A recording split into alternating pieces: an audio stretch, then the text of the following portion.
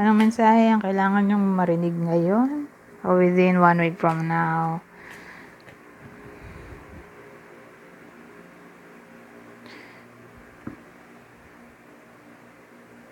So, masisurprise daw yung iba sa inyo dahil sa magandang samahan.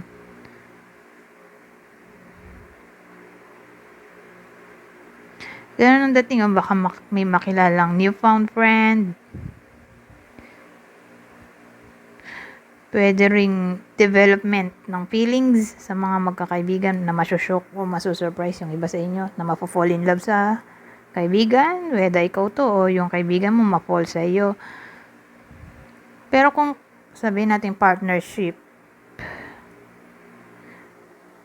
surprise. Ganun eh. So, contract siguro to. Contract signing. Para sa iba sa inyo na nasa business. O new partnership na parang business. Pwede rin ganun. All of a sudden, bigla na lang mapag-usapan ang partnership. Magtatayo ng business. Pwede rin ganun.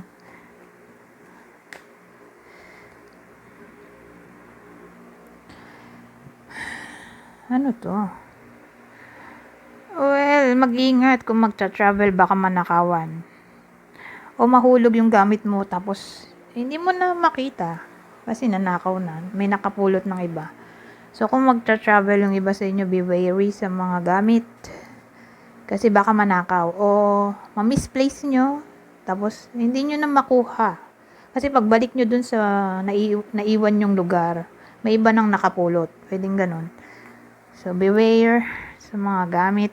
Kasi, more likely, hindi na mababalik yon.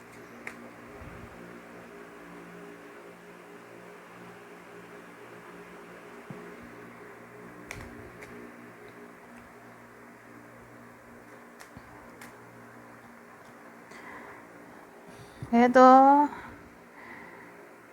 yung iba sa inyo, halimbawa, mayaman, may kaya. Baka maisipang mag-tour sa ibang bansa. Maging tourist. Maisipang, yun nga, mag-tour. O baka mag-tour talaga. O magkaroon ng pera, pang tour. Sa ibang bansa o dito sa bansa nyo. So, hindi ko alam kung saan ka ba nanonood. So, sa bansa nyo, may magkakaroon ka ng pera para pang travel, pumunta sa tourist spots, ganyan.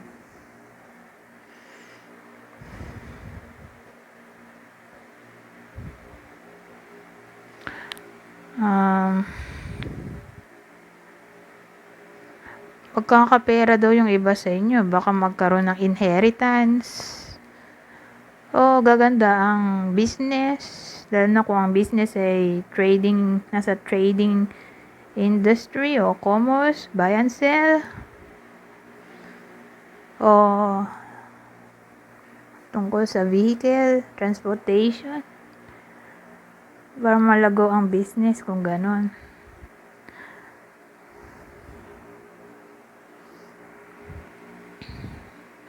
Pero again, magkakapera daw. Pero dahil combination nito para siyang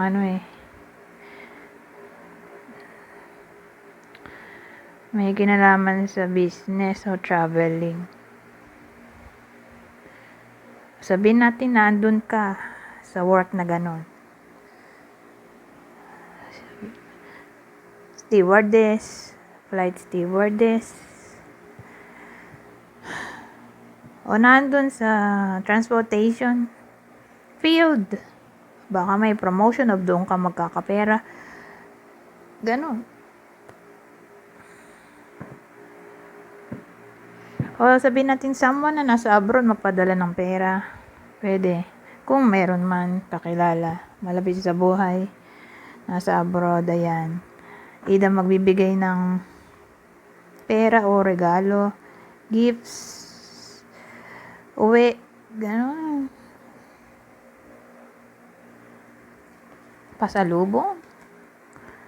Ano naman yan? Ay, walang silbi to.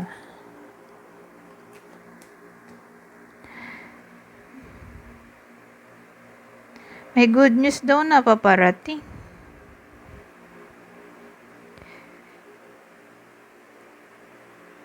Oh, ano yun? Good news tapos ito. Teka.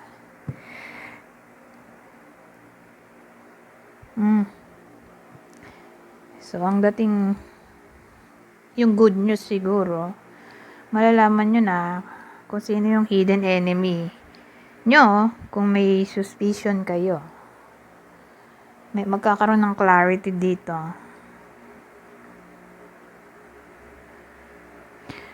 So, yun.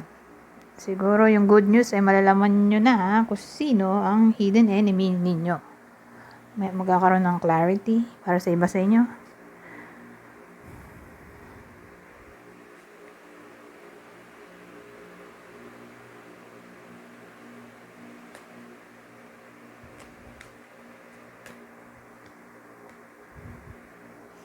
Wag na nga to. Iba naman.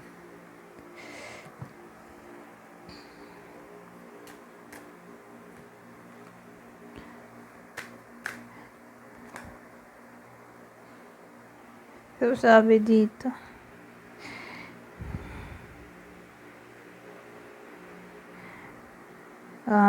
Yung combination, ang dating harapin ng mga problema.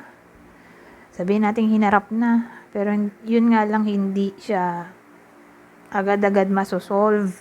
Pero at least may ginawa na sa part mo kaysa yung wala kang ginawa. Kasi parang ang dating kung may ginawa ka ng action sa side mo, maghihintay ka na lang ng result kaysa wala kang ginawa. So, pag wala kang ginawa, di walang result. So, harapin na siguro yung problema. Yun nga lang, dahil may patience tayo dito, mukhang hindi mareresolve o hindi nyo agad makukuha yung result na gusto nyong mangyari. Pero again, parang ina-advise na wag natakbuhan ng problema. O, pwedeng may kinalaman to sa reconciliation. Ba't ba ito na naman?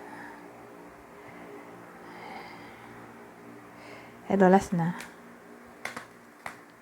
Oh, liar. Oh, commitment. Diyos ko. So, ano pa isipin mo dyan? Pag ganyan, sa relasyon lang to. Pero commitment kasi pwede rin sa katrabaho, sa trabaho, sa lahat ng tao. Baka maloko.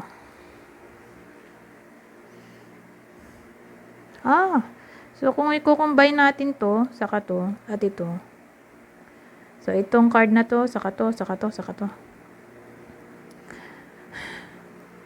Yung iba sa inyo, malalaman na nila kung sino yung third party.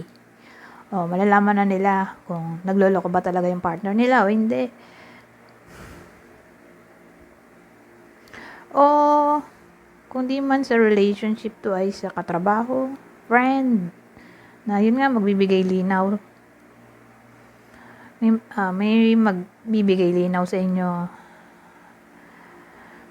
tungkol sa totoong motibo nila sa iyo o sa kung anong totoong ugali nila. So, yung commitment na dito, in general na, pwedeng sa friends, karelasyon, katrabaho, na parang hidden enemy. Sinungaling pala. O manloloko. Magkakaroon na kayo ng clarity. Kung sino yung dapat nyong hindi pagkatiwalaan. Anyways, hanggang dito na lang. Goodbye po now.